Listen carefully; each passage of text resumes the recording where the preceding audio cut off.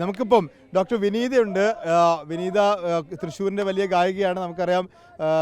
Star singer വിന്നറൊക്കെയാണ്. കലോത്സവത്തിൻ്റെ ഒരു experience എങ്ങനെയാണ്? കലോത്സവം ഞാൻ 8th 9th 10th വന്ന സമയത്താണ് 3 വർഷം കലോത്സവത്തിൽ പങ്കെടുത്തത്. ആ സമയത്ത് ക്ലാസിക്കൽ മ്യൂസിക്, ലൈറ്റ് മ്യൂസിക്, ആ ഒരു കോമ്പറ്റീഷൻ, അതൊക്കെ ഭയങ്കര ഹെൽത്തി ആയിട്ടുള്ള കോമ്പറ്റീഷൻസാണ്. എനിക്ക് തോന്നുന്നത് ഇപ്പോഴും ഇടയ്ക്കൊരു വലിയ ഒരു പ്രശ്നങ്ങളും പിടിവലികളൊക്കെ ഉണ്ടായിരുന്നെങ്കിലും ഇപ്പോൾ അതേ ആ കുട്ടി ഒന്നും ചെയ്തില്ല എന്നുള്ള പരാതി ഉണ്ടായിരുന്നു. അതൊക്കെ എല്ലാ വർഷവും ഉണ്ടാവാറുണ്ടായിരുന്നു. പക്ഷേ എനിക്കൊന്ന് ഇപ്പോൾ കുറച്ചും കൂടെ പിള്ളേർ കുറച്ചും കൂടി ഓപ്പൺ ആണ്. അതിനൊക്കെ ആക്സെപ്റ്റ് ചെയ്യാനുള്ളൊരു മനസ്സിപ്പോൾ ഉണ്ടെന്നാണ് എനിക്ക് തോന്നുന്നത്. നമുക്ക് രണ്ടുപേരും പാട്ട് പാടിയാലോ?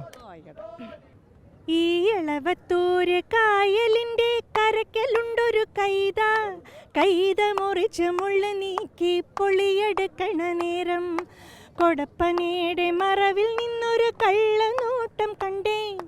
ഇണ്ടൽ കൊണ്ട് ഞാൻ മിണ്ടിയില്ല, അത് കുറ്റമാക്കല്ലേ.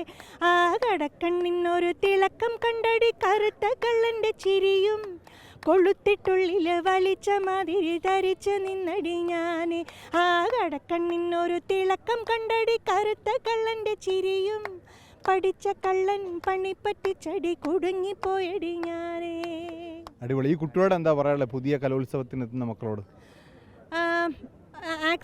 ഇതല്ല അവസാന വാക്കെന്ന് അറിയാമെന്ന് മാത്രമേ ഉള്ളൂ. അതായത് നമ്മൾ പലപ്പോഴും ഇതിലൊന്നും പെടാതെ നിൽക്കുന്ന ആൾക്കാർ ഭയങ്കര ഹൈറ്റ്സിലേക്ക് എത്തിയിട്ടുണ്ട്. ഇപ്പോൾ റിയാലിറ്റി ഷോസിലൊക്കെ ആണെങ്കിലും നരേഷ് അയ്യരൊക്കെ എടുത്തു കഴിഞ്ഞാൽ 25th മറ്റോ ഔട്ടായി പോയ ആളാണ്.